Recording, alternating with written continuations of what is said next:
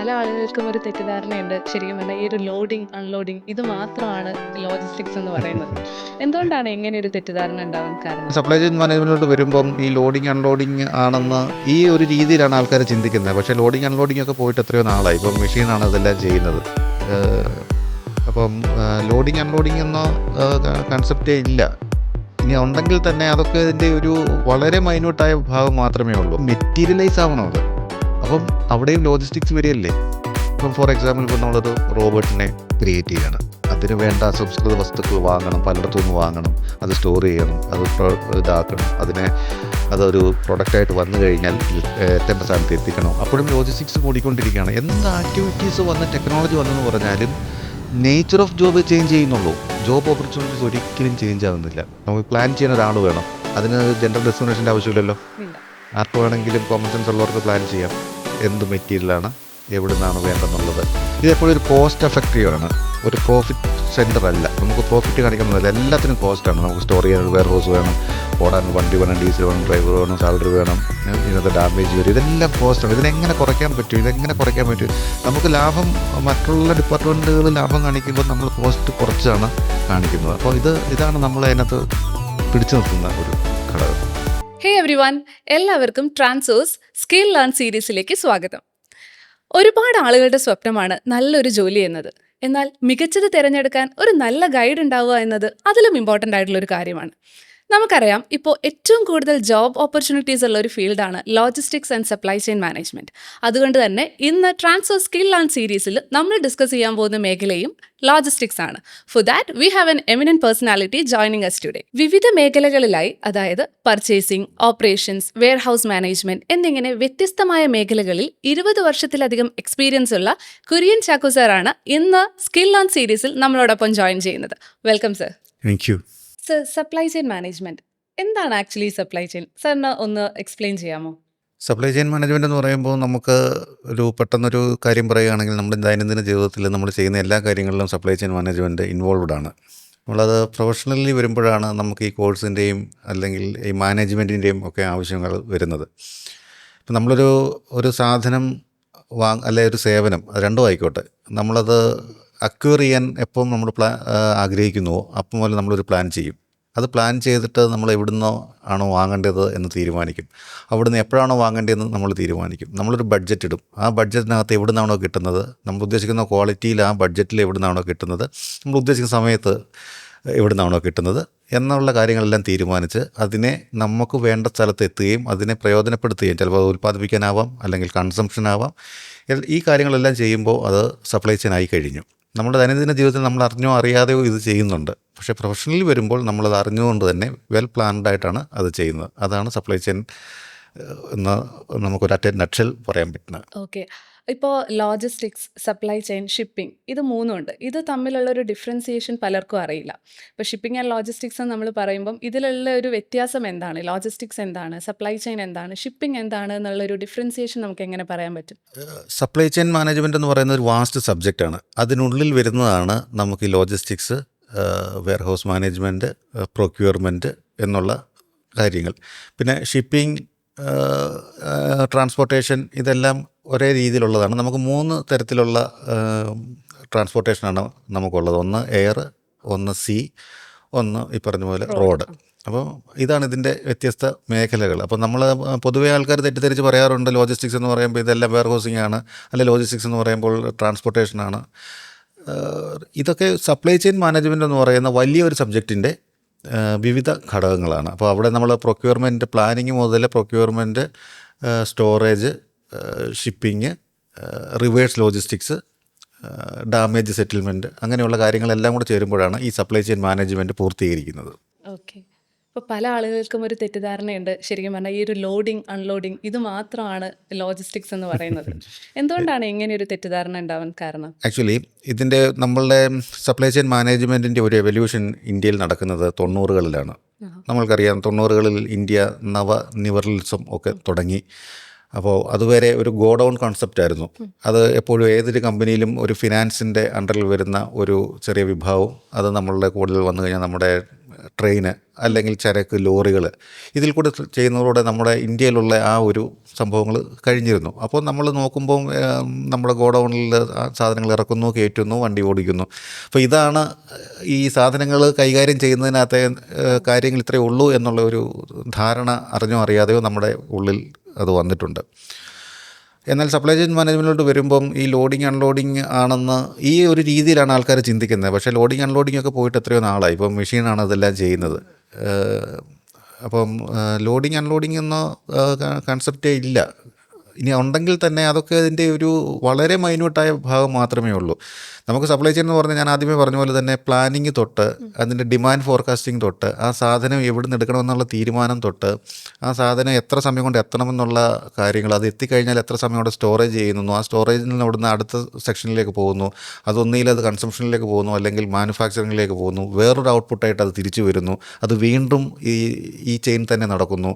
അപ്പോൾ ഇങ്ങനെ ഒരു ചെയിനായിട്ട് നടക്കുന്ന ഒരു ആസ്പെക്റ്റാണ് ഈ സപ്ലൈ ചെയിൻ. അപ്പോൾ അതിൻ്റെ ഇമ്പോർട്ടൻസ് നമുക്ക് പെട്ടെന്ന് മനസ്സിലാക്കണമെങ്കിൽ നമ്മളെപ്പോഴും ലോഡിങ് അൺലോഡിങ് ഗോഡൗൺ എന്നുള്ള കൺസെപ്റ്റ് മാറ്റി നിർത്തിയിട്ട് നമ്മളിപ്പം ഒരു എക്സാമ്പിൾ പറയുക, ഒരു 2 രാജ്യങ്ങൾ നമ്മൾ യുദ്ധം നടക്കുക. ഇപ്പം നമുക്കറിയാം റീസെൻ്റ്ലി ഇന്ത്യയും പാകിസ്ഥാനും മുഖാമുഖം വന്നു അല്ലേ. എല്ലാവരും ഒന്ന് പേടിച്ചു. 2 ആണവ രാജ്യങ്ങൾ, 2 ലോകശക്തികൾ, എന്തും സംഭവിക്കാം.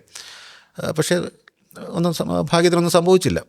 എങ്കിലും ഇപ്പോൾ ഇന്ത്യ പാകിസ്ഥാൻ യുദ്ധം ചെയ്യുകയാണെങ്കിൽ, അല്ലെങ്കിൽ റഷ്യ US ആരും ആയിക്കോട്ടെ, ഇപ്പോൾ നമ്മളിപ്പോൾ യുദ്ധം ചെയ്യുകയാണെങ്കിൽ നമ്മൾ 100 പട്ടാളക്കാരെ കൊല്ലാനല്ല നോക്കുന്നത്, അല്ലെ അവരും നമ്മളുടെ 100 പട്ടാളക്കാരെ കൊല്ലാനല്ല നോക്കുന്നത്. നമുക്ക് 2 പേർക്കും അറിയാം 100 പട്ടാളക്കാർക്ക് ഓരോ 1000 പട്ടാളക്കാരെ ഇറക്കാനുള്ള കപ്പാസിറ്റിയുള്ള രാജ്യങ്ങളാണിത്. നിങ്ങൾ ശ്രദ്ധിച്ചിട്ടുണ്ടോ? ഇവർ എപ്പോഴും തകർക്കുന്നത് നമ്മുടെ റോഡുകളായിരിക്കും, നമ്മുടെ റൺവേകളായിരിക്കും, നമ്മുടെ പാലങ്ങളായിരിക്കും.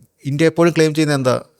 ഈ എയർപോർട്ട് ഞങ്ങൾ നശിപ്പിച്ചു, ഈ റൺവേ ഞങ്ങൾ നശിപ്പിച്ചു. എന്താണെന്ന് വെച്ച് കഴിഞ്ഞാൽ സാധനങ്ങൾ സമയത്ത് എത്തരുത്, യുദ്ധസാമഗ്രികൾ യുദ്ധമുന്നണിയിൽ സമയത്ത് എത്താതിരുന്നു കഴിഞ്ഞാൽ പട്ടാൾക്കാർക്കൊന്നും ചെയ്യാൻ പറ്റില്ല, അതോടെ യുദ്ധം തോൽക്കും. ഇതാണ് ചെയ്യുന്നത്. അപ്പോൾ നമ്മളുടെ ദൈനംദിന ജീവിതത്തിലോ നമ്മളുടെ പ്രവർത്തന മേഖലകളിലോ നമ്മൾ ഓർത്ത് നോക്കിയാൽ ഈ സാധനങ്ങൾ ചെന്നില്ല എങ്കിൽ ഒന്നും നടക്കത്തില്ലല്ലോ. അപ്പോൾ അതിൻ്റെ ഇമ്പോർട്ടൻസ് മനസ്സിലാക്കണമെങ്കിൽ ഈ ഒരു കാര്യം മാത്രം ഓർത്താൽ മതി. പിന്നെ നമ്മളുടെ ഇപ്പം ഈ സപ്ലൈ ചെയിൻ മാനേജ്മെൻറ്റ് ഇമ്പോർട്ടൻ്റ് നമുക്ക് പൊതുവെ ഒരു കൺസെപ്റ്റ് ഉണ്ട്.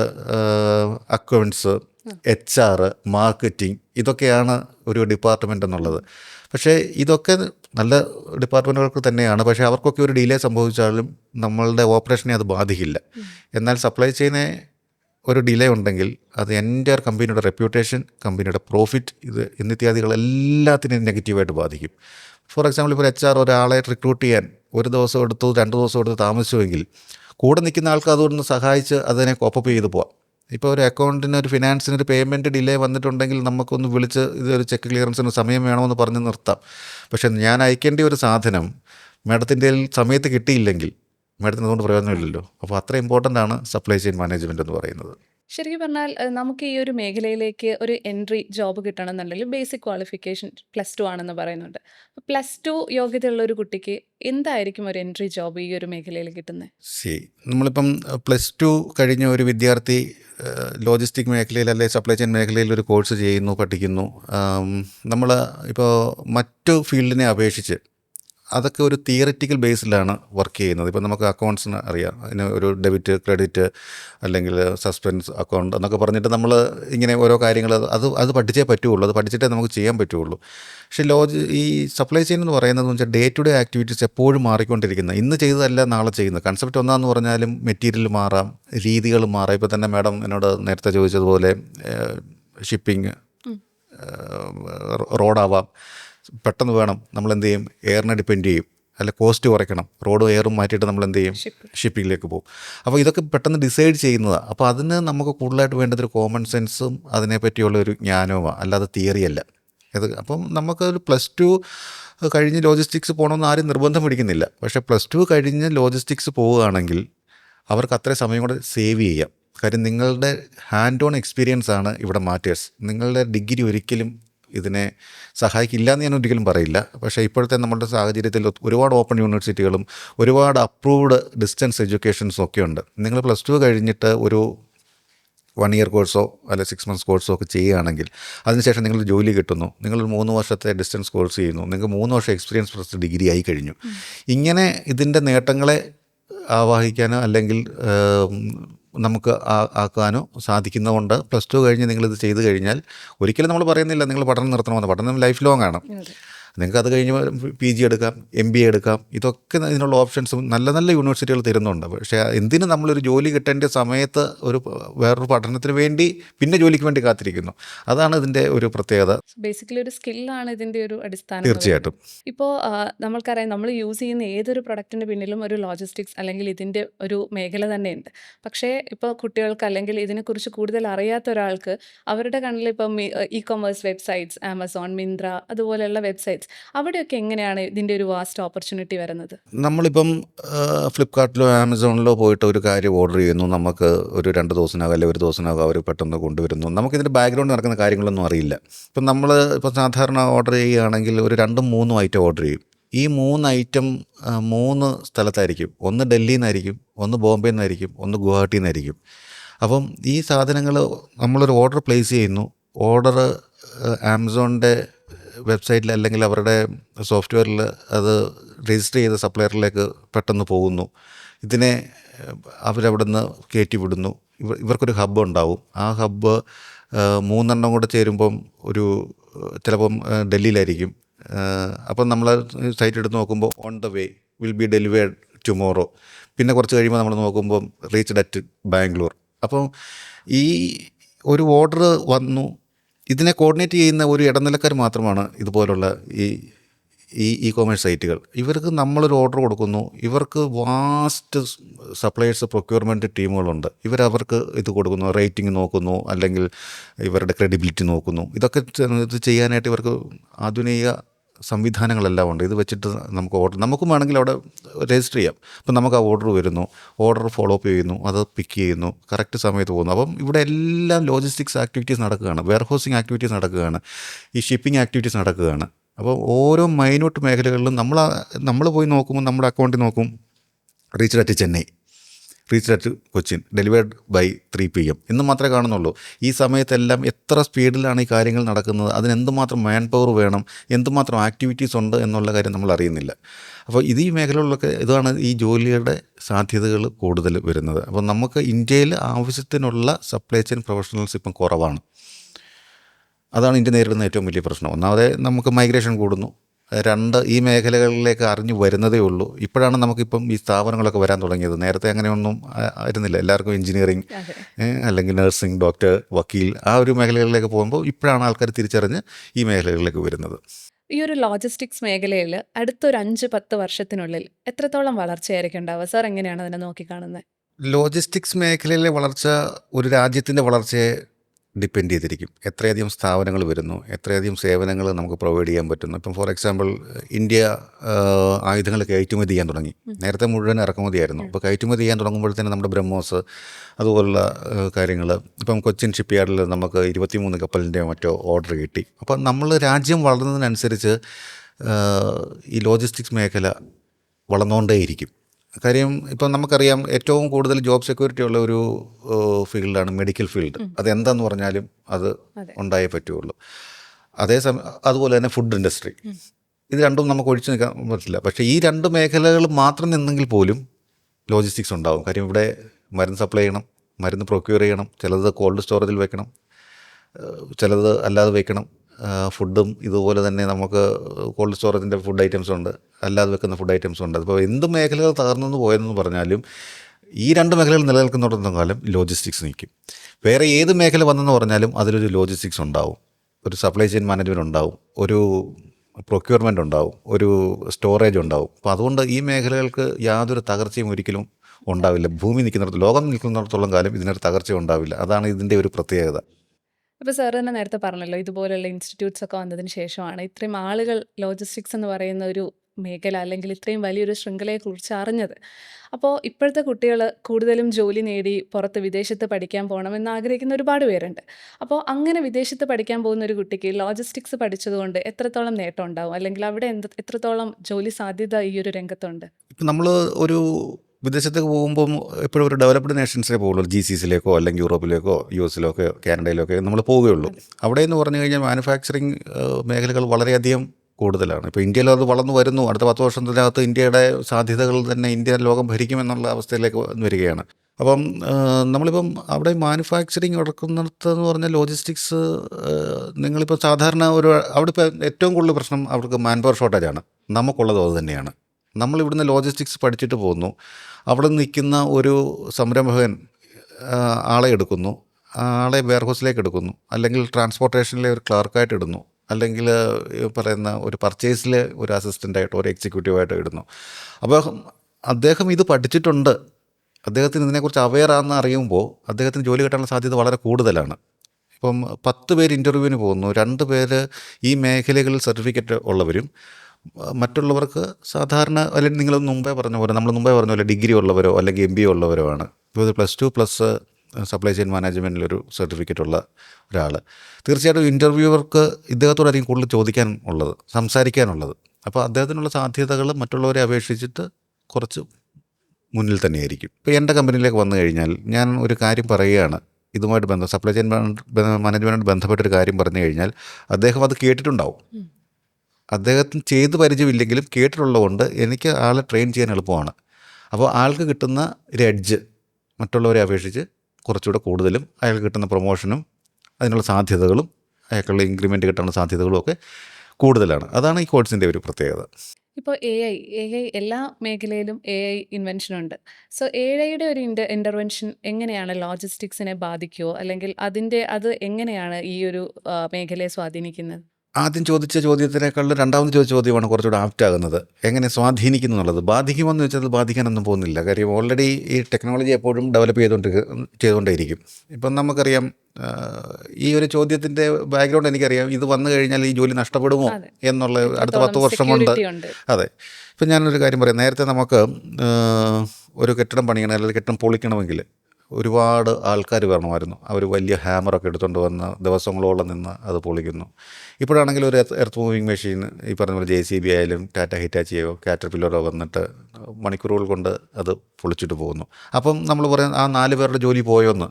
അല്ല, നേരത്തെ 10 പേരുടെ ജോലി 10 ദിവസം കൊണ്ട് ചെയ്യേണ്ട ജോലി 1 മണിക്കൂർ കൊണ്ട് ഒരൊറ്റ ഡ്രൈവർ മതി ഇത് പൊളിക്കാൻ.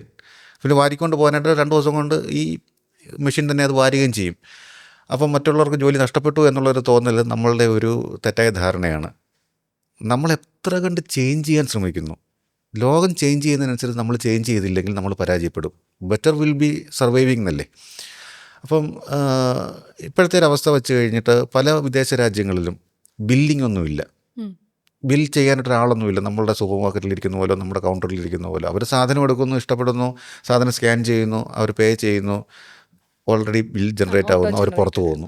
അത്രയേ ഉള്ളൂ. അപ്പോൾ അവിടെ ആൾ കുറഞ്ഞു. പക്ഷേ അപ്പോഴും ഈ ഒരു മെഷീൻ ഡെവലപ്പ് ചെയ്യാനുള്ള സ്കോപ്പ് പിന്നെയും കൂടുകയാണ്. ഇപ്പോൾ AI വന്നു. ഇപ്പം പറഞ്ഞ പോലെ വെയർഹൗസിലേക്ക് വരിക, അവിടെ പിക്കിംഗ് ഉണ്ട്, പാക്കിംഗ് ഉണ്ട്. ഇതൊക്കെ യന്ത്രങ്ങൾ വന്നാലും ഈ യന്ത്രങ്ങളെ ക്രിയേറ്റ് ചെയ്യാനായിട്ടുള്ള ഓപ്പർച്യൂണിറ്റി കൂടുതലല്ലേ. അപ്പോൾ ഈ യന്ത്രങ്ങൾക്ക് വേണ്ട സാധന സാമഗ്രികൾ വാങ്ങണ്ടേ. എന്തായാലും ഒരു മെറ്റീരിയലൈസ് ആവണം അത്. അപ്പം അവിടെയും ലോജിസ്റ്റിക്സ് വരികയല്ലേ. ഇപ്പം ഫോർ എക്സാമ്പിൾ, ഇപ്പോൾ നമ്മളൊരു റോബോട്ടിനെ ക്രിയേറ്റ് ചെയ്യുകയാണ്. അതിന് വേണ്ട അസംസ്കൃത വസ്തുക്കൾ വാങ്ങണം, പലയിടത്തുനിന്ന് വാങ്ങണം, അത് സ്റ്റോർ ചെയ്യണം, അത് ഇതാക്കണം, അതൊരു പ്രൊഡക്റ്റായിട്ട് വന്നു കഴിഞ്ഞാൽ എത്തേണ്ട സ്ഥാനത്ത് എത്തിക്കണം. അപ്പോഴും ലോജിസ്റ്റിക്സ് കൂടിക്കൊണ്ടിരിക്കുകയാണ്. എന്ത് ആക്ടിവിറ്റീസ് വന്ന് ടെക്നോളജി വന്നെന്ന് പറഞ്ഞാലും നേച്ചർ ഓഫ് ജോബ് ചേഞ്ച് ചെയ്യുന്നുള്ളൂ. ജോബ് ഓപ്പർച്യൂണിറ്റീസ് ഒരിക്കലും ചേഞ്ച് ആകുന്നില്ല. അതാണ് ലോജിസ്റ്റിക്സിൻ്റെ അല്ലെങ്കിൽ സപ്ലൈ ചെയിൻ മാനേജ്മെൻറ്റിൻ്റെ അടുത്തൊരു പ്രത്യേകത. ഇപ്പോൾ ഈ റോ മെറ്റീരിയൽസ് കളക്ട് ചെയ്യുന്നു, നമ്മളത് കമ്പൈൻ ചെയ്യുന്നു, വെയർ ഹൗസിലേക്ക് എത്തിക്കുന്നു, ഹോൾസെയിലേഴ്സ്, റീറ്റെയിലേഴ്സ് ഇവരിത് വാങ്ങിയിട്ട് ഒരു ഫൈനൽ കസ്റ്റമറിൻ്റെ അടുത്ത് എത്തുന്നു. ഇപ്പോൾ ഇത് ഓരോ മേഖലയിലും എങ്ങനെയാണ് ഇതിൻ്റെ ഒരു എൻട്രി ലെവലും ഒരു കുട്ടിക്ക് അതിൻ്റെ ഒരു മാക്സിമം എത്താൻ പറ്റുന്ന ഒരു ജോബ് റോൾ സാധ്യത എങ്ങനെയാണ്? മാക്സിമം എന്നുള്ളൊരു ലിമിറ്റില്ല. ഇപ്പം ഇതിന് നമുക്ക് എൻട്രി ലെവൽ എങ്ങനെയാണെന്നുള്ള ഒരു വലിയൊരു ചോദ്യമാണ്. അത് വളരെ ഇൻട്രസ്റ്റിംഗ് ആണ്. നമ്മൾ ഏത് മേഖലകളിൽ ഏത് ഡെസിഗ്നേഷനിൽ വന്നെന്ന് പറഞ്ഞാലും ഗ്രൗണ്ട് ലെവലിൽ നിന്നത് പഠിച്ചെങ്കിലേ പറ്റുള്ളൂ. അതാണ് ഇതിൻ്റെ ഒരു പ്രത്യേകത. നമ്മളൊരു വൈറ്റ് കോളർ ജോബ് കൺസെപ്റ്റുള്ള ഒരു രാജ്യമാണ് നമ്മുടേത്. അപ്പം ഒരു വൈറ്റ് കോളർ ജോബ് കിട്ടണം, പക്ഷേ ബ്ലൂ കോളർ ഇഷ്ടമല്ല. ഞാൻ പറയുന്നത് ഇതിന് കോളർലെസ് ജോബ് എന്നേ പറയാവൂ. നിങ്ങൾക്ക് ഒരു നല്ല വെയർഹൗസ് മാനേജർ ആകണമെങ്കിൽ ആ വെയർഹൗസിന് നോക്ക് ആൻഡ് കോർണർ നിങ്ങൾ പഠിച്ചിരിക്കണം. നിങ്ങളുടെ റാക്കിൻ്റെ ഷെൽഫിൻ്റെ കപ്പാസിറ്റി പഠിച്ചിരിക്കണം. നിങ്ങളുടെ പ്രോഡക്റ്റിൻ്റെ നേച്ചർ പഠിച്ചിരിക്കണം. എങ്കിലേ നിങ്ങൾക്ക് മാൻ പവർ അസൈൻ ചെയ്യാൻ പറ്റുള്ളൂ, ടൈമിംഗ് അസൈൻ ചെയ്യാൻ പറ്റുള്ളൂ. നിങ്ങൾക്ക് മാനേജ് ചെയ്യണമെങ്കിൽ ഇത്ര മാൻ പവർ ഇത്ര സമയം കൊണ്ട് ഇത്രയും സാധനങ്ങൾ തീർക്കണം എന്ന് പറയണമെങ്കിൽ നിങ്ങൾക്ക് അതിനകത്ത് ഒരു എക്സ്പീരിയൻസ് വേണം, അല്ലേ. തീർച്ചയായിട്ടും അതില്ലാതെ നമുക്ക് ഒരിക്കലും മാനേജ് ചെയ്യാൻ പറ്റില്ല. അപ്പോൾ അതുകൊണ്ട് ഞാൻ ഈ മേഖലയിൽ കടന്നു വരുന്ന കുട്ടികളോട് പറയുന്നത്, നിങ്ങളെപ്പോഴും നിങ്ങളിരിക്കുന്ന ആ മേഖലയിൽ നിന്ന് ഏറ്റവും താഴത്തെ മേഖലയിൽ നിന്ന് ചെയ്ത് പഠിക്കണമെന്നാണ് പറയുന്നത്. അതിനൊരു എക്സാമ്പിൾ ഞാൻ പറഞ്ഞുതരാം. ഇപ്പം ലോകത്തിൽ 2 കമ്പനി എടുക്കാം. Hindustan Unilever Limited, Procter and Gamble. ഏറ്റവും കൂടുതൽ ഇപ്പം സൂപ്പർ മാർക്കറ്റ് ലെവലിലേക്ക് വരും. ഞാൻ ഏറ്റവും കൂടുതൽ വർക്ക് ചെയ്ത ആ മേഖല ആയതുകൊണ്ട് ഞാൻ പറയുകയാണ്, ഈ 2 കമ്പനികളില്ലാതെ ഒരിക്കലും ഒരു ഹൈപ്പർ മാർക്കറ്റോ സൂപ്പർ മാർക്കറ്റോ മാളോ ഒന്നും റണ്ണാവില്ല. എന്നാൽ P&Gയുടെ മെറ്റൽ നിങ്ങൾക്കറിയാം, ജില്ലറ്റ്, ലേഡീസ് ഉപയോഗിക്കുന്ന നാപ്കിൻ, അങ്ങനെയുള്ള കുറേ കാര്യങ്ങൾ ഉണ്ട്. അപ്പം ഇതിൻ്റെയൊക്കെ ഒരു സാധനം റീഡ് ചെയ്തെടുക്കാനോ കുറച്ച് ബുദ്ധിമുട്ടാണ്. ഇന്ന് ഇട്ടിരിക്കുന്ന MRPയുടെ ഇതിലായിരിക്കത്തില്ല നാളെ ഇടുക. അപ്പം അതിന് കൂടുതൽ സമയം വേണം. അതേസമയം അതിനേക്കാൾ കൂടുതൽ മെറ്റീരിയൽ ഉള്ളതാണ് നമ്മളുടെ യൂണിലിവർ. നമ്മുടെ സോപ്പ് തന്നെ എത്ര ഉണ്ട്, ലെക്സറിൽ ലൈഫ് ബോയ് അങ്ങനെ കിടക്കുകയാണ്. സോപ്പ്, ചീപ്പ്, കണ്ണാടി, എല്ലാ സാധനങ്ങളും അവരുടെ ഉണ്ട്. പക്ഷേ കമ്പാരിറ്റീവ്ലി ഇവരുടെ മെറ്റീരിയൽ ഐഡൻറ്റിഫൈ ചെയ്യാൻ എളുപ്പമാണ്. അപ്പോൾ ഈ രണ്ടിൻ്റെ വ്യത്യാസം അറിയാതെ നമുക്ക് എങ്ങനെ ഒരു മാൻ പവറെ അസൈൻ ചെയ്യാൻ പറ്റും? അപ്പോൾ ഞാൻ ഇത് രണ്ടും പിക്ക് ചെയ്തിട്ടുണ്ടെങ്കിൽ, അല്ലെങ്കിൽ ഞാനത് പാക്ക് ചെയ്തിട്ടുണ്ടെങ്കിൽ, ഞാൻ ഈ സാധനം എടുത്ത് സ്റ്റോർ ചെയ്തിട്ടുണ്ടെങ്കിൽ, എനിക്കറിയാം എത്ര മാൻ പവറെ ഇത്ര ഐറ്റം ചെയ്യാനായിട്ട് വിടാം, അല്ലെ എത്ര ദിവസം കൊണ്ട് ഇത് നമുക്ക് ഈ ചെയിൻ കംപ്ലീറ്റ് ചെയ്യാം. ഇതറിയാൻ വയ്യാതെ നമുക്ക് ഇൻസ്റ്റിറ്റ്യൂട്ടിലുണ്ട് എന്ന്, സർട്ടിഫിക്കറ്റ് ഉണ്ട് എന്നുള്ള രീതിയിൽ പോയി നിന്ന് കഴിഞ്ഞാൽ നമുക്കവിടെ വിജയിക്കാൻ പറ്റില്ല. അതേസമയം നമുക്ക് ഈ കാര്യങ്ങൾ അറിയാം, നമുക്കിതിൻ്റെ എഫിഷ്യൻസി കൂട്ടണമെങ്കിൽ നമ്മളിത് ചെയ്ത് പഠിച്ചേ പറ്റുള്ളൂ. അപ്പോൾ നമ്മളെപ്പോഴും നമ്മുടെ ഇൻസ്റ്റിറ്റ്യൂട്ടും അത് തന്നെയാണ് പറയുന്നത്, പ്രാക്ടിക്കൽ നോളജ് വെച്ചിട്ട് ഇതിനെ മുന്നോട്ട് കൊണ്ടുപോവുക എന്നാണ് പറയുന്നത്. പ്രാക്ടിക്കൽ നോളജ് ഇല്ലാതെ നമുക്ക് സർട്ടിഫിക്കറ്റ് വെച്ചിട്ട് ഇത് വർക്ക് ചെയ്യാൻ പറ്റില്ല. അതുകൊണ്ടാണ് ഞാൻ പറഞ്ഞത് ഇത് +2 ആയാലും മതി. പക്ഷേ അവിടെ നിർത്തണമെന്നല്ല, ലൈഫ് ലോങ് നിങ്ങൾക്ക് പഠിക്കാം, എത്ര ഡിഗ്രി വേണമെങ്കിലും നമുക്ക് എടുക്കാം. പക്ഷേ ആ സമയം കൊണ്ട്, ആദ്യത്തെ ഡിഗ്രി എടുക്കുന്ന സമയം കൊണ്ട് നിങ്ങൾക്ക് 3 വർഷത്തെ എക്സ്പീരിയൻസ് ആയി കഴിയും ഇൻഡസ്ട്രിയിൽ. നിങ്ങളുടെ ഡിമാൻഡ് കൂടും. ഇപ്പം ഒരു സാലറി ആയിരിക്കും അടുത്തൊരു കൺസേൺ. നിങ്ങൾ ആദ്യം കയറുന്ന ഒരു ഇന്ത്യയുടെ ഒരു ശരാശരി സാലറി നമുക്കറിയാം. ഒരു പ്രൈവറ്റ് കമ്പനിയുടെ ബേസിൽ അത് വേരിയേഷൻ ഉണ്ടാവാം. പക്ഷേ ഒരു 3 വർഷം കഴിഞ്ഞ് നിങ്ങൾക്ക് എത്ര രൂപയാണോ കിട്ടിക്കൊണ്ടിരുന്നത്, അതിൽ നിന്നും നിങ്ങൾക്ക് എത്ര രൂപ വേണം എന്ന് ഡിസൈഡ് ചെയ്യുന്ന ആളാവും. എൻട്രി ലെവലിൽ ഒരു പക്ഷേ നമുക്ക് അവരുടെ ഒരു ബഡ്ജറ്റിലായിരിക്കും നമ്മൾ കയറുക. പക്ഷേ ഒരു within 3 years you can bargain with them. എനിക്കിത് വേണം എന്നെങ്കിലേ ഞാൻ വരുന്നുള്ളൂ. കുട്ടികൾ അത് മാത്രം ചിന്തിച്ചാൽ മതി. കാര്യം പിന്നെ എവിടെയായിരിക്കും ആ ഒരു മാക്സിമം ലിമിറ്റ് എന്ന് പറയുന്നത്. നമ്മളൊരു ഒരു ഒരു എക്സിക്യൂട്ടീവായിട്ട് ആയിരിക്കും കയറുന്നത്. ഒരു 3 വർഷം കൊണ്ട് അസിസ്റ്റൻറ്റ് മാനേജറാവാം, സീനിയർ മാനേജറാകാം, ജനറൽ മാനേജറാകാം, അങ്ങനെ കയറി ഡയറക്ടർ ബോർഡിലെത്താം.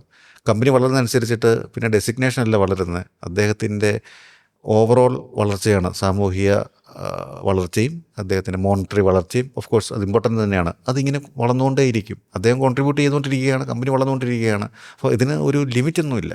പല കുട്ടികൾക്കുള്ള സംശയമാണ്, പെൺകുട്ടികൾക്ക് ഇതിൽ ജോലി സാധ്യതയുണ്ടോ, അല്ലെങ്കിൽ ലോജിസ്റ്റിക്സ് എന്ന് പറയുന്നത് ആൺകുട്ടികൾക്ക് മാത്രമാണോ ജോലി സാധ്യത കൂടുതലുള്ളത്? ആദ്യം വന്ന ചോദ്യങ്ങളോട് ബന്ധപ്പെട്ടായിരിക്കും ലോഡിങ് അൺലോഡിങ് ആണ് എന്നുള്ളത്. അതെ, തീർച്ചയായും. ഇത് തീർച്ചയായിട്ടും നല്ലൊരു ക്വസ്റ്റ്യനാണ്. ഞാൻ പറഞ്ഞല്ലോ, ഇപ്പം സപ്ലൈ ചെയിൻ മാനേജ്മെൻറ്റ് എന്ന് പറയുമ്പം പ്ലാനിങ് തൊട്ടുണ്ട്. നമുക്ക് പ്ലാൻ ചെയ്യാൻ ഒരാൾ വേണം. അതിന് ജെൻഡർ ഡിസ്ക്രിമിനേഷൻ്റെ ആവശ്യമില്ലല്ലോ. ആർക്ക് വേണമെങ്കിലും കോമൺ സെൻസ് ഉള്ളവർക്ക് പ്ലാൻ ചെയ്യാം. എന്ത് മെറ്റീരിയലാണ്, എവിടെ നിന്നാണ് വേണ്ടെന്നുള്ളത്. ഓക്കെ, ഇനി അത് പർച്ചേസ് ചെയ്യണം എന്താ, ഇപ്പം ഞാൻ പ്ലാൻ ചെയ്തു ഇന്ന മെറ്റീരിയലാണ് വേണ്ടത്, ഇന്നിടത്തു നിന്നാണ് വേണ്ടതെന്ന് പറഞ്ഞു. പർച്ചേസ് ചെയ്യുന്നവരെന്താ ചെയ്യുന്നത്, അവരെ വിളിച്ചിട്ട് എപ്പോൾ തരും, ഏത് റേറ്റിൽ തരും എന്ന് 3-4 പേരോട് ഒരു കോമ്പറ്റീറ്ററിനെല്ലാം ചോദിക്കുന്നു. ഇതിൻ്റെ കറക്റ്റ് റേറ്റ് എടുക്കുന്നു. അല്ല റേറ്റ് കുറച്ച് തരാൻ പറ്റുമോ, ഇത്ര വാൾക്ക് ക്വാണ്ടിറ്റി എടുക്കാം, ഇതാണ് ഞങ്ങളുടെ ഡിമാൻഡ്, ഇത്ര സമയത്തിനുള്ളിൽ തരാൻ പറ്റുമോ. ഇങ്ങനെയുള്ള ഒരു പവർ ആർജിച്ചെടുക്കാൻ ഒരു ജെൻഡർ ഡിസ്ക്രിമിനേഷൻ്റെ ആവശ്യമുണ്ടോ? ഇല്ല. ഒരു പർച്ചേസ് ഓർഡർ ഇട്ട് കഴിഞ്ഞു, ഇന്ന സമയത്ത് വരുത്തണമെന്ന് പറയാൻ. ഇതെല്ലാം ഓരോ ഡിപ്പാർട്ട്മെൻറ്റാണ്. Planning ഡിപ്പാർട്ട്മെൻറ്റായി, procurement ഡിപ്പാർട്ട്മെൻറ്റായി. ഇനി വന്നിട്ട് വെയർഹൗസിലേക്ക് വരുന്നു. ഒരു വെയർഹൗസിൽ എത്ര ഡിപ്പാർട്ട്മെൻറ്റ്? ഒന്ന് റിസീവിംഗ് ഉണ്ട്. ഈ മെറ്റീരിയൽ റിസീവ് ചെയ്യാൻ ഒരു മാനേജർ വേണം, അയാൾക്കൊരു ടീമുണ്ട്. ഇത് റിസീവ് ചെയ്യാനായിട്ട് ഒരു മാനേജർക്ക് അയാൾ എന്തായാലും പോയി എടുക്കുന്നില്ലല്ലോ, സാധനം എടുക്കുന്നില്ലല്ലോ. അതിനുള്ള ലേബേഴ്സ് ഉണ്ട്, അതിനുള്ള മെഷീൻസ് ഉണ്ട്. അപ്പം ഇത് ഏത് ഡോക്കിൽ പിടിക്കണം, ഏത് സമയത്താണ് ഇത് വരേണ്ടത്, ഇത് എത്ര സമയത്തിനുള്ളിൽ തീർക്കണം എന്ന് തീരുമാനിക്കാൻ ഓരോ ലേഡിക്കോ ഒരു ജെൻസിനോ ബുദ്ധിമുട്ടില്ലല്ലോ. പിന്നെ ഈ മെറ്റീരിയൽ റിസീവ് ചെയ്തു, ഈ മെറ്റീരിയൽ നമുക്ക് കൊണ്ട് സ്റ്റോറേജ് ചെയ്യണം. അത് എവിടെയാണ് സ്റ്റോറേജ് ചെയ്യേണ്ടത്, കറക്റ്റായിട്ടാണ് സ്റ്റോറേജ് ചെയ്യേണ്ടത് എന്നുള്ളത് ഗൈഡൻസ് കൊടുക്കാനായിട്ട് നമുക്ക് ഒരു ബോയ് തന്നെ വേണം നിർബന്ധമില്ലല്ലോ, ഗേൾസിനും ആവാം. അപ്പം ഈ മെറ്റീരിയൽ റിസീവ് ചെയ്തു, അത് നമ്മൾ കൊണ്ട് കുറച്ച് സ്റ്റോറേജ് ചെയ്തു. സ്റ്റോറേജ് ചെയ്തതിന് ശേഷം ഇത് കറക്റ്റാണോ നോക്കും, ഇതിൻ്റെ ക്വാണ്ടിറ്റി കറക്റ്റാണോ, ഇന്നലെ വന്ന ക്വാണ്ടിറ്റി, ഇന്നലെ ഇത്രയും ട്രാൻസാക്ഷൻ നടന്നു, ഇതിൻ്റെ ഇൻവെൻട്രി കറക്റ്റാണോ, ഇതിൻ്റെ ഷെൽഫ് ലൈഫ് കറക്റ്റാണോ, ബാലൻസ് ഉണ്ടോ, ഇത് എക്സ്പയറി ആയോ, ഡാമേജ് ആയോ, ഇത് ഡാമേജ് ആയാലും എങ്ങോട്ട് മാറ്റണം, ഇതിനെ റിട്ടേൺ കൊടുക്കണോ, ഇതെല്ലാം തീരുമാനിക്കാൻ നമുക്ക് പ്രത്യേക ആൾക്കാർ വേണമെന്നുണ്ടോ? ഇല്ല, അതാർക്കും തീരുമാനിക്കാം. പിന്നെ ഒരു ഓർഡർ വന്നു, ആ ഓർഡർ എടുത്തിട്ട് ഒരു ആൾക്കാരെ ഡിവൈഡ് ചെയ്തിട്ട് നിങ്ങൾ ഇന്ന സാധനം ഈ ടീം, ഇന്ന സാധനം ഈ ടീം, ആ ടീമിനെ അസൈൻ ചെയ്യാനായിട്ട് അതൊരു ഗേൾസിനായിക്കൂടെ? തീർച്ചയായിട്ടും. ഒരു out bound manager, inbound manager, inventory manager, പിന്നെ ഏത് വെഹിക്കിൾ, എത്ര കപ്പാസിറ്റി ഉള്ളത്, ഏത് സമയത്ത് പോകണം, ഒരു ട്രാൻസ്പോർട്ട് മാനേജർ. എവിടെയാണ് ഈ പറയുന്ന ഫിസിക്കൽ അധ്വാനം എവിടെയാണുള്ളത്? ഇതെല്ലാം നമ്മൾ ആദ്യം പറഞ്ഞ പോലെ മെൻ്റൽ കോമൺ സെൻസ് ആണ്. സാറ് തന്നെ ഇപ്പോൾ 20 വർഷമായി ഈ ഒരു ഫീൽഡിൽ. ഈ ഒരു ജോലിയിലേക്ക് കടന്നതിന് ശേഷം, സാറിൻ്റെ ഒരു എൻട്രിക്ക് ശേഷം 20 വർഷം എന്ന് പറയുന്നത് ചെറിയൊരു കാലയളവല്ല. ഈ ഒരു മേഖലയിൽ സാറിനെ ഹുക്ക് ചെയ്തിടാൻ അല്ലെങ്കിൽ ഇൻട്രസ്റ്റിംഗ് ആയിട്ട് തോന്നിയ ഒരു ഫാക്ടർ എന്തായിരുന്നു സാറിന്? ഞാൻ ആക്ച്വലി ഇന്നത്തെ പോലെ ഈ ലോജിസ്റ്റിക്സ് ഒക്കെ പഠിച്ചിട്ട് ജോലിക്ക് കയറാനുള്ള ഭാഗ്യമൊന്നും ഉള്ള ആളല്ല. ഈ പറഞ്ഞ പോലെ എൻ്റെ PG കഴിഞ്ഞു. ഞാൻ ജോലി ഹണ്ട് ചെയ്യുന്ന സമയത്ത് ഇങ്ങനെ ഒരു ട്രെയിനിയുടെ വേക്കൻസി വന്ന് അപ്ലൈ ചെയ്തു, ജോലി കിട്ടി. പിന്നെ ആ സമയത്ത് ഇതിനെപ്പറ്റിയൊന്നും അറിയില്ല. ഒരു വർഷമൊക്കെ ട്രെയിനിങ് കഴിഞ്ഞു. പിന്നെ ജോലിയിൽ പ്രവേശിച്ച് തുടങ്ങിയപ്പോൾ ഇതിൻ്റെ ഇൻട്രസ്റ്റ് ഭയങ്കരമായിട്ട് വരാൻ തുടങ്ങി. കാര്യം നമ്മൾ എത്ര ഡിലേ ആകുന്നോ അത്രയും നമ്മുടെ കമ്പനിക്കും കസ്റ്റമറിനും ബുദ്ധിമുട്ട് വരും. ബാക്കിയുള്ള ഡിലേയേക്കാൾ ഉപരി ഇത്ര ഇമ്പോർട്ടൻ്റ് ആണ്. അപ്പോൾ നമുക്ക് പതുക്കെ മനസ്സിലായി എന്തുകൊണ്ടാണ് നമ്മുടെ സീനിയേഴ്സ് പറയുന്നത് supply chain is the backbone of a company. അത് ആദ്യം പറയുമ്പോൾ ഒന്നും മനസ്സിലായില്ലായിരുന്നു, പിന്നെ അത് മനസ്സിലാകാൻ തുടങ്ങി. അപ്പോൾ എൻ്റെ ഇമ്പോർട്ടൻസ് എന്താണെന്ന് എനിക്ക് മനസ്സിലാകാൻ തുടങ്ങി. ഞാൻ കൂടുതൽ പഠിക്കാൻ തുടങ്ങി. പഠിക്കും തോറും ഇതൊന്നും അല്ല എന്നുള്ളൊരു സിറ്റുവേഷനിൽ വരുന്നു. അങ്ങനെ ഞാൻ പിന്നെ റിലയൻസിൽ, പിന്നെ സ്പെൻസറിൽ, പിന്നെ ബിഗ് ബസാറിലൊക്കെ ഇത് വരുമ്പോൾ നമ്മുടെ ഡിമാൻഡ് കൂടിക്കൊണ്ടേയിരുന്നു. കാര്യം അങ്ങനെയുള്ള ആൾക്കാരെ അവർക്ക് ആവശ്യമുണ്ട്. അപ്പോൾ എൻ്റെ ഇൻട്രസ്റ്റിംഗ് എന്താണെന്ന് ചോദിച്ചു കഴിഞ്ഞാൽ ഇപ്പോഴും പുതിയ മേഖലകൾ പഠിക്കുക, അല്ലെങ്കിൽ ആ സപ്ലൈ ചെയിൻ തകർന്നു കഴിഞ്ഞാൽ കമ്പനിക്കുണ്ടാകുന്ന നഷ്ടം എന്താണെന്നും മനസ്സിലാക്കുന്നതുകൊണ്ട് നമുക്കെപ്പോഴും ഇൻട്രസ്റ്റിംഗ് തന്നെയായിരിക്കും. വൺസ് ഈ ഫീൽഡിലോട്ട് ഇറങ്ങിക്കഴിഞ്ഞാൽ ഇതിന് മറ്റുള്ള ജോലിയെപ്പോലെ ഒരു മടുപ്പ് തോന്നുന്നില്ല. ഇന്ന് ഞാൻ ഒരു ടേൺ അറൗണ്ട് ടൈം 2 മണിക്കൂർ സെറ്റ് ചെയ്തത് നാളെ എങ്ങനെയാണ് 1.25 മണിക്കൂറാക്കാം, നാളെ 1.5 മണിക്കൂറാക്കാം എന്നുള്ള ചിന്താഗതിയാണ് ഒരു സപ്ലൈ ചെയിൻ മാനേജർ എപ്പോഴും ചിന്തിച്ചുകൊണ്ടിരിക്കുന്നത്. അങ്ങനെയാണ് ഇതെപ്പോഴും ഒരു കോസ്റ്റ് എഫക്റ്റീവാണ്, ഒരു പ്രോഫിറ്റ് സെൻറ്റർ അല്ല. നമുക്ക് പ്രോഫിറ്റ് കാണിക്കണമെന്നല്ല, എല്ലാത്തിനും കോസ്റ്റാണ്. നമുക്ക് സ്റ്റോർ ചെയ്യാനൊരു വെയർ ഹൗസ് വേണം, ഓടാൻ വണ്ടി വേണം, ഡീസൽ വേണം, ഡ്രൈവർ വേണം, സാലറി വേണം, ഇതിനകത്ത് ഡാമേജ് വരും, ഇതെല്ലാം കോസ്റ്റാണ്. ഇതിനെങ്ങനെ കുറയ്ക്കാൻ പറ്റും? നമുക്ക് ലാഭം, മറ്റുള്ള ഡിപ്പാർട്ട്മെൻറ്റുകൾ ലാഭം കാണിക്കുമ്പോൾ നമ്മൾ കോസ്റ്റ് കുറച്ചാണ് കാണിക്കുന്നത്. അപ്പോൾ ഇതാണ് നമ്മളെ അതിനകത്ത് പിടിച്ചു നിർത്തുന്ന ഒരു ഘടകം. ഞാൻ ആദ്യം പറഞ്ഞ പോലെ തന്നെ ഒരു ജോലി ഏതൊരാളുടെ ഒരു സ്വപ്നം തന്നെയാണ്. ഇപ്പോൾ ഒരു ലോജിസ്റ്റിക്സ് മേഖലയിലേക്ക് കടക്കാൻ ഉദ്ദേശിക്കുന്ന ഒരു കുട്ടി ഇതുപോലൊരു കോഴ്സ് ചെയ്ത് ഈ ഒരു മേഖല തൻ്റെ ഒരു കരിയറാക്കി മാറ്റാൻ, അതായത് ലൈഫിൻ്റെ വേറൊരു ഫേസാണ്, അങ്ങനെയുള്ളൊരു സ്റ്റുഡൻറ്റിന് സാറ് കൊടുക്കുന്ന അഡ്വൈസ് എന്തായിരിക്കും? അല്ലെങ്കിൽ എത്ര വിശ്വാസത്തോടെ ആ കുട്ടിക്ക് ഈ ഒരു ലോജിസ്റ്റിക്സ് മേഖലയിലേക്ക് കടന്നു വരാൻ പറ്റും? നിങ്ങൾക്ക് പഠിക്കാൻ താല്പര്യമുണ്ടെങ്കിൽ എപ്പോഴും ഈ മേഖല നിങ്ങളെ കൊണ്ട് നടക്കും. 2, ഇതിനു മുമ്പ് ഞാൻ പറഞ്ഞതുപോലെ നമ്മൾ ഒരു ഇൻസ്റ്റിറ്റ്യൂഷൻ്റെ ക്രെഡിബിലിറ്റി വെച്ച് നമുക്ക് കിട്ടുന്നൊരു പൊസിഷൻ ഉണ്ടാവാം, ഒരു സാലറി റേഞ്ച് ഉണ്ടാവാം. അത് വിട്ട് തുടക്കത്തിലെ നിങ്ങൾ അവിടുത്തെ ആക്ടിവിറ്റീസ് മുഴുവൻ പഠിക്കുക. നിങ്ങൾ സപ്ലയറെ കാണാൻ പോവുക, നിങ്ങൾ സപ്ലയർ കൊണ്ടുവരുന്ന മെറ്റീരിയൽ എണ്ണുക, ആ മെറ്റീരിയൽ നിങ്ങൾ എടുത്ത് ലൊക്കേഷനിൽ വെച്ച് പഠിക്കുക, അവിടുന്ന് പിക്ക് ചെയ്യുക, ഇതെല്ലാം ഹാൻഡ് കൊണ്ട് നിങ്ങളുടെ കൈ കൊണ്ട് തന്നെ ചെയ്യുക. അങ്ങനെ നിങ്ങൾ പഠിച്ചു കഴിഞ്ഞാൽ ഒരു 10,000 സ്ക്വയർ ഫീറ്റുള്ള ഒരു വെയർ ഹൗസ് ഹാൻഡിൽ ചെയ്യാൻ പറ്റും. ആ 10,000 സ്ക്വയർ ഫീറ്റുള്ള വെയർ ഹൗസിൽ ഒരു 6 വെഹിക്കിൾ നിങ്ങൾക്ക് ഹാൻഡിൽ ചെയ്യാൻ പറ്റുന്നുണ്ട് എന്ന കോൺഫിഡൻസ് ആക്കുക. നിങ്ങൾക്കൊരു മെറ്റീരിയൽ വന്നു കഴിഞ്ഞാൽ, അല്ലെങ്കിൽ 3 ലക്ഷം രൂപയുടെ ഒരു പർച്ചേസ് ഓർഡറിൻ്റെ സാധനങ്ങൾ വന്നു കഴിഞ്ഞാൽ, അതിനകത്തൊരു 100 ഐറ്റംസ് ഉണ്ടാകാം, 120 ഐറ്റംസ് ഉണ്ടാകാം. ഇത്ര മണിക്കൂർ കൊണ്ട് അതിനെ സ്റ്റോക്കിൽ ആഡ് ചെയ്ത് അത് അതിൻ്റെ ലൊക്കേഷനിൽ കൊണ്ടുവച്ച് അടുത്ത സമയത്ത് വന്ന ഓർഡർ കറക്റ്റായിട്ട് ഫുൾഫിൽ ചെയ്യാനുള്ള കോൺഫിഡൻസ് ആർജിച്ച് എടുത്തു കഴിഞ്ഞാൽ നിങ്ങളെ പിടിച്ചാൽ കിട്ടില്ല.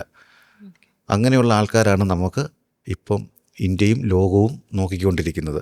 അപ്പം ഈ എൻട്രി ലെവലിൽ നിന്ന് നിങ്ങൾ ഗ്രൗണ്ട് ലെവലിൽ നിന്ന് പഠിക്കുക. ആ ഗ്രൗണ്ട് തന്നെ നിങ്ങളെ ഉയർത്തിക്കോളും, നമ്മൾ തന്നെ ഉയർന്നോളും. കറന്റ്ലി ഒരുപാട് ജോലി സാധ്യതകളുണ്ടല്ലേ? ഓപ്പർച്യൂണിറ്റീസ്. ഇപ്പോൾ സാർ തന്നെ പറഞ്ഞു നമുക്ക് മാൻ പവർ കുറവാണെന്ന്. അപ്പോൾ പഠിച്ചു വരുന്ന ഏതൊരു കുട്ടിക്കും ജോലി എന്നുള്ള കാര്യത്തിൽ വേറെ ഡൗട്ട് ഉണ്ടാവില്ല. ഈ ഒരു മേഖലയിൽ അത്രത്തോളം ഓപ്പർച്യൂണിറ്റീസ് ഉള്ളതുകൊണ്ട് തന്നെ. അല്ലേ? അതിൽ സാറിന് എന്താ പറയാനുള്ളത്? ഞാനിപ്പം പറഞ്ഞതോട് കണക്ട് ചെയ്ത് തന്നെയാണ് പറയുന്നത്. നിങ്ങൾക്ക് പഠിക്കാനും നിങ്ങൾക്ക് എക്സ്പീരിയൻസ് ചെയ്യുവാനും. കാര്യം നിങ്ങളുടെ താഴെ പിക്കർ ഉണ്ടാവും, ഡ്രൈവർ ഉണ്ടാവും, പാക്കേഴ്സ് ഉണ്ടാവും, മൂവേഴ്സ് ഉണ്ടാവും. നിങ്ങളുടെ താഴെ ഒരുപാട് ആൾക്കാരുണ്ടാവാം. പക്ഷെ അവർ ചെയ്യുന്ന ആക്ടിവിറ്റീസിനെ കുറിച്ച് നിങ്ങൾക്ക് ധാരണയോ നിങ്ങൾക്ക് അതിൻ്റെ മേളിലുള്ളൊരു പവറോ ഇല്ലെങ്കിൽ നിങ്ങൾക്ക് അവിടെ വിജയിക്കാൻ പറ്റില്ല. നിങ്ങൾക്ക് ഇപ്പം ഏതൊരു സ്ഥാപനത്തിൽ നിന്നെന്ന് പറഞ്ഞാലും പഠിച്ചിട്ട് വന്ന് അതിൻ്റെ രീതികൾ മുഴുവൻ അവിടെ നിന്നൂടെ പഠിക്കാൻ പിന്നെ അഡ്വാൻസ് വരുന്ന കാര്യങ്ങൾ പഠിക്കാൻ നിങ്ങൾക്ക് താല്പര്യമുണ്ടെങ്കിൽ നിങ്ങൾ ഒരു സപ്ലൈ ചെയിൻ പ്രൊഫഷണലായി മാറും എന്ന കാര്യത്തിൽ യാതൊരു സംശയവുമില്ല. പക്ഷെങ്കിൽ നമ്മൾ ചില മിസ്കൺസെപ്ഷൻ, നമ്മൾ ചില ധാരണകൾ വെച്ചിട്ട് ഇതിനെ അപ്രോച്ച് ചെയ്യരുത്. ഇപ്പോൾ ലോജിസ്റ്റിക്സ് പഠിച്ച ഒരു കുട്ടിക്ക്, അതായത് 2025 നമ്മൾ എടുക്കുമ്പോൾ എങ്ങനെയായിരിക്കും, എത്രത്തോളം ഒരു ജോലി സാധ്യത, എത്രത്തോളം ഒരു വൈഡർ ഓപ്പർച്യൂണിറ്റി ലോജിസ്റ്റിക്സ് പഠിച്ചൊരു കുട്ടിക്കുണ്ട്? നമുക്കൊരു ഫിക്സഡ് നമ്പർ പറയാൻ പറ്റത്തില്ല. It's an amazing opportunity. For example ഇപ്പം ഞാൻ പറയാം, നമ്മുടെ ട്രിവാൻഡ്രത്ത് വിഴിഞ്ഞം പോർട്ട് വന്നു. വിഴിഞ്ഞം പോർട്ട് വന്നു കഴിഞ്ഞപ്പോഴത്തേന് നമുക്കറിയാം ഇത് ലോകത്തിലെ ഏറ്റവും വലിയ കപ്പൽ വരെ വിഴിഞ്ഞത്ത് വരാൻ തുടങ്ങി. കാര്യം എന്താണെന്ന് വെച്ച് കഴിഞ്ഞാൽ നേരത്തെ കൊളംബോ ചുറ്റിയല്ലെ ദുബായ് പോർട്ട്, അതിനൊക്കെയുള്ള ഇമ്പോർട്ടൻസിനെ കുറച്ചുകൊണ്ടാണ്. കാര്യം നമുക്കവിടെ ആഴം കൂടുതലാണ് തീരത്തോട് ചേർന്ന്, അപ്പം കപ്പലിന് കൂടുതൽ അടുക്കാൻ പറ്റും. അപ്പോൾ തന്നെ ഇനിയിപ്പം ഇപ്പം തന്നെ വന്നിരിക്കുന്ന ഒരു ഓപ്പർച്യൂണിറ്റി ലോകം മുഴുവൻ ഇങ്ങോട്ട് നോക്കുകയാണ്, വിഴിഞ്ഞത്തോട്ട് നോക്കുകയാണ്. ഇന്ത്യ ഇപ്പോൾ ഒരു മാനുഫാക്ചറിങ് ഹബ്ബായി മാറിക്കൊണ്ടിരിക്കുക. എത്രയോ കാറുകളാണ്. ആപ്പിൾ തന്നെ ഇങ്ങോട്ട് പറിച്ചു നടാൻ പോകുന്നു, ചൈനയിൽ നിന്ന് അവർ ഇങ്ങോട്ട് മാറാൻ പോകുന്നു. അപ്പോൾ ഇന്ത്യയിലെ തന്നെ ഓപ്പർച്യൂണിറ്റീസ് നമുക്ക് ഇത്രയെന്ന് പറയാൻ പറ്റത്തില്ല. അത് എൻലെസ് ആണ്. ഒരുപാട് ഓപ്പർച്യൂണിറ്റീസാണ് വരുന്നത്. ഇപ്പം നമുക്ക് തന്നെ അറിയാം, നമ്മുടെ കേരളത്തിൽ മെഡിക്കൽ ഫീൽഡ് വരുന്ന ഹ്യൂജ് മാറ്റങ്ങൾ അല്ലേ. ഇപ്പം ഇന്ത്യയിലെ തന്നെ ഏറ്റവും മികച്ച സ്റ്റാർ ഹോസ്പിറ്റൽസ് കേരളത്തിലാണ്. കേരളത്തിൻ്റെ സാധ്യതകൾ, ടൂറിസം സാധ്യതകൾ, അപ്പോൾ എത്ര ഹോട്ടൽസാണ് വരുന്നത്. ഇപ്പം നമുക്ക് അറിയാം സൂപ്പർ മാർക്കറ്റ്സുകൾ വരുന്നു. ഇപ്പോൾ റിലയൻസ് തന്നെ മുക്കിന് ചെയ്യുന്നുണ്ട്. അപ്പോൾ ഇതുപോലുള്ള ഓപ്പർച്യൂണിറ്റീസ് ഇങ്ങനെ കൂടിക്കൊണ്ടിരിക്കുകയാണ്. ലോകത്ത് പല മാന്ദ്യങ്ങൾ വരുമ്പോഴും ഇന്ത്യയും ചൈനയും പിടിച്ചു നിൽക്കുന്ന ഒരവസ്ഥ. ഇപ്പം ഇന്ത്യ കവറപ്പ് ചെയ്ത് വീണ്ടും മുന്നോട്ട് പോയിരിക്കുകയാണ്. ലാസ്റ്റ് റിപ്പോർട്ട് അനുസരിച്ചാണെങ്കിൽ ഇന്ത്യ ചൈനയെ കവർ ചെയ്യുന്ന ഒരു സിറ്റുവേഷനിലേക്ക് വന്നിരിക്കുകയാണ്. അപ്പോൾ അത്രയധികം ഓപ്പർച്യൂണിറ്റീസ് ഇവിടെ നമുക്ക് വന്നുകൊണ്ടേ ഇരിക്കുകയാണ്. ഒന്നാമത് നമ്മളെപ്പോഴും പറഞ്ഞ പോപ്പുലേഷൻ കൂടുതലാണെന്നുള്ളത് നമുക്ക് പോസിറ്റീവാണ്. കാര്യം ഇവിടെ വർക്ക് ചെയ്യാൻ ആൾക്കാർ ഒരുപാടുണ്ട്. അപ്പം ഈ സ്ഥാപനങ്ങളും സേവനങ്ങളും ധാരാളം ഇവിടുന്ന് ഉദ്ഭവിക്കുന്നു. നേരത്തേനേക്കാൾ അപ്പുറമായിട്ട് ഇപ്പോൾ ഇന്ത്യ ആയുധങ്ങൾ കയറ്റി വയ്ക്കാൻ തുടങ്ങിയിരിക്കുന്നു. അപ്പം നമുക്ക് ഇത് ഓപ്പർച്യൂണിറ്റി ഇത്രയുമാണെന്ന് പറയാൻ പറ്റില്ല. ഇപ്പോൾ ഉള്ള ഷോർട്ടേജിൻ്റെ ഇരട്ടിയായിരിക്കും. അപ്പോൾ ഡിമാൻഡ് കൂടുമ്പോൾ നമ്മളുടെ വാല്യൂ കൂടും. സപ്ലൈ ചെയിൻ പ്രൊഫഷണൽസിൻ്റെ ഡിമാൻഡ് അടുത്ത ഒരു 5 വർഷത്തിനകം പിടിച്ചാൽ കിട്ടാത്ത ഒരവസ്ഥയിലായിരിക്കും. നേരത്തെ എന്നോട് ചോദിച്ചില്ലേ ഇതിൻ്റെ ഏത് മേഖല വരെ പോകാമെന്ന്. ഇതാണ് അതിൻ്റെ പ്രത്യേകത. വേറെ ഒരു ഫിനാൻസ് ഹാൻഡിൽ ചെയ്യുന്നവർക്ക് ഫിനാൻസ് മാത്രമേ ഹാൻഡിൽ ചെയ്യാൻ പറ്റുള്ളൂ. എച്ച് ആറിനെ മാത്രമേ ഹാൻഡിൽ ചെയ്യാൻ പറ്റുള്ളൂ. പക്ഷേ ഈ മെറ്റീരിയൽ ഹാൻഡിൽ ചെയ്യുന്ന ആൾക്ക് എല്ലാം ഹാൻഡിൽ ചെയ്യാൻ കാര്യം ഈ മെറ്റീരിയൽ എങ്ങോട്ട് പോകുന്നു, എപ്പം തിരിച്ചു വരുന്നു, എവിടുന്ന് വാങ്ങുന്നു, ഈ മുഴുവൻ അറിയാവുന്ന ഒറ്റ ഒരാൾ ഇദ്ദേഹം മാത്രമാണ്. അപ്പോൾ ഇദ്ദേഹത്തിന് മാത്രമേ ഏറ്റവും ടോപ്പിൽ നിന്ന് നിയന്ത്രിക്കാനെ കൊണ്ട് സാധ്യമാവുള്ളൂ. അതാണ് ഇതിൻ്റെ ഏറ്റവും വലിയ പ്രത്യേകത. എന്താണ് ഈ റീറ്റെയിൽ സപ്ലൈ ചെയിൻ? അത് സപ്ലൈ ചെയിൻ മാനേജ്മെൻറ്റിൻ്റെ ഒരു ഭാഗമല്ലേ റീറ്റെയിൽ സപ്ലൈ ചെയിൻ? എന്താണ് ശരിക്കും അത്? അതിലെ ജോലി സാധ്യതകൾ എന്താണ്? റീറ്റെയിൽ എന്ന ഫീൽഡിലുള്ള സപ്ലൈ ചെയിൻ മാനേജ്മെൻ്റ് എന്നേ ഉള്ളൂ ഇതിൻ്റെ പ്രത്യേകത. ഒന്ന് മാനുഫാക്ചറിങ്. റീറ്റെയിൽ ഫീൽഡ് എന്ന് പറയുമ്പോൾ നമ്മൾ ഡയറക്റ്റ് മെറ്റീരിയൽ വന്നു അത് കസ്റ്റമറിൽ ഡയറക്റ്റ് എത്തിക്കുന്നു. മാനുഫാക്ചറിങ് എന്ന് പറയുമ്പോഴത്തേനും നമ്മൾ മെറ്റീരിയൽ എത്തിക്കുന്നു, ഫാക്ടറിയിൽ വരുന്നു, അത് ഒരു പ്രോഡക്റ്റായി മാറുന്നു. വീണ്ടും അതിനെ തിരിച്ച് ആ പ്രോഡക്റ്റിനെ വീണ്ടും സപ്ലൈ ചെയിൻ മാനേജ്മെൻ്റ് ഉണ്ട്. ഇപ്പം ഫോർ എക്സാമ്പിൾ നമ്മളൊരു ബൈക്ക് നിർമ്മിക്കുന്ന ഒരു കമ്പനി മാനുഫാക്ചറിങ് ആണല്ലോ. അവിടുന്ന് നമ്മൾ ബൈക്കിൻ്റെ ബ്രേക്കിൻ്റെ ലിവർ ഒരിടത്തുനിന്ന് മേടിക്കുന്നു, കേബിൾ ഒരിടത്തുനിന്ന് മേടിക്കുന്നു, സീറ്റ് കവർ വേറൊരിടത്തുനിന്ന് മേടിക്കുന്നു, എൻജിനും ബോഡിയോ ഒരു കമ്പനി നിർമ്മിക്കുന്നു. ആ ബോഡി നിർമ്മിക്കാനുള്ള ഇരുമ്പ് അല്ലെങ്കിൽ ലോഹങ്ങൾ വേറൊരിടത്തുനിന്ന് മേടിക്കുന്നു, പ്ലാസ്റ്റിക് വേറൊരിടത്തുനിന്ന് മേടിക്കുന്നു. ഇതെല്ലാം വാങ്ങി വരുന്നു, സ്റ്റോർ ചെയ്യുന്നു. ആവശ്യത്തിനനുസരിച്ച് നമ്മളത് ഇഷ്യൂ ചെയ്യുന്നു, ഫാക്ടറിയിൽ പോയി അതെല്ലാം അസംബിൾ ചെയ്യുന്നു, ബൈക്കാവുന്നു. ബൈക്കായി കഴിയുമ്പോൾ ഈ മെറ്റീരിയൽ വീണ്ടും സപ്ലൈ ചെയിനിൽ വരിക, അവരവിടെ വയ്ക്കുന്നു. ഡിമാൻഡ് അനുസരിച്ച് അല്ലെ ഡിസ്ട്രിബ്യൂട്ടർക്ക് ഈ സാധനങ്ങൾ നമ്മൾ അയക്കുന്നു. ഇതാണ് ആ ഒരു മേഖലയിൽ നടക്കുന്ന സപ്ലൈ ചെയിൻ. സർ, ശരിക്കും പറഞ്ഞാൽ ഒരുപാട് ആളുകളുടെ ഡൗട്ട്സിനുള്ള ആൻസേഴ്സ് ആണ്. ഒരുപാട് പേര് സംശയിച്ച് നിന്നിട്ടുണ്ടായിരുന്നു ഈ ഒരുപാട് പേരുണ്ട്. അതായത് ലോജിസ്റ്റിക്സ് എന്ന് പറയുന്ന ഫീൽഡ് ആഗ്രഹമുണ്ട്, പക്ഷേ അതിലേക്ക് എൻട്രി ചെയ്യുന്ന സമയത്ത് ജോലി സാധ്യത ഉണ്ടാവുമോ, എത്രത്തോളം സെക്യൂരിറ്റി ഉണ്ട്. സോ ഇതിനെല്ലാത്തിനും ഒരു ആൻസർ ആയിരുന്നു ഈ ഒരു session. It was valuable. Thank you so much for your time. Thank you for your good words. So നിങ്ങൾക്ക് ഓരോരുത്തർക്കും ഈ ഒരു വീഡിയോയിൽ നിന്ന് ഹെൽപ്ഫുൾ ആയിട്ടുള്ള എന്തെങ്കിലും ഒരു പോയിന്റ് കിട്ടിയിട്ടുണ്ടാവുമെന്ന് ഞാൻ വിശ്വസിക്കുന്നു. ലോജിസ്റ്റിക്സ് മേഖലയെക്കുറിച്ച് നിങ്ങൾക്ക് എന്തെങ്കിലും തരത്തിലുള്ള സംശയങ്ങളുണ്ടെങ്കിൽ താഴെ കമൻറ്റ് ചെയ്യുക. കൂടുതൽ വീഡിയോസിനായി, കൂടുതൽ ഇൻഡസ്ട്രി എക്സ്പേർട്സുമായിട്ടുള്ള ഡിസ്കഷൻസും മറ്റ് ഇൻഡസ്ട്രിയെക്കുറിച്ചും കൂടുതൽ അറിയാനായിട്ട് ഈ ഒരു ചാനൽ ഫോളോ ചെയ്യുക, സബ്സ്ക്രൈബ് ചെയ്യുക. So stay tune for more videos. This is Transos skill and series. Thank U.